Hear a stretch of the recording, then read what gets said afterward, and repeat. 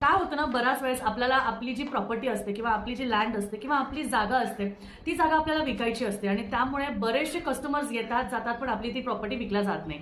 किंवा बऱ्याच वेळेस असं होतं की समोरचा व्यक्ती हो म्हणतो किंवा करायलाही जातात गोष्टी, पण त्या पूर्ण तत्वाला जात नाही.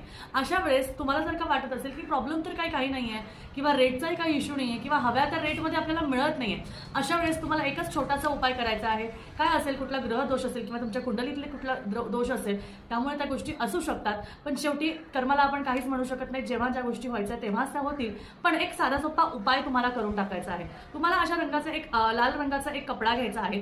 त्या लाल रंगाच्या कपड्यावर पिवळी मोहरी तुम्हाला घ्यायची आहे. मूठभर पिवळी मोहरी आणि लाल रंगाचा कपडा घ्यायचा आहे. किंवा तुम्ही अशा पद्धतीची पोटली पण घेऊ शकता आणि त्यामध्ये मूठभर तुम्हाला पिवळी मोहरी घ्यायची आहे.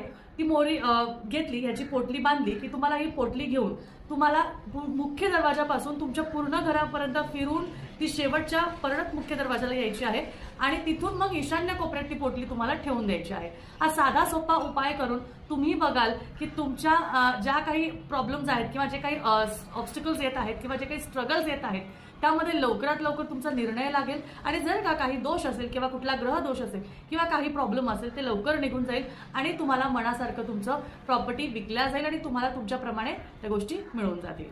श्री स्वामी समर्थ.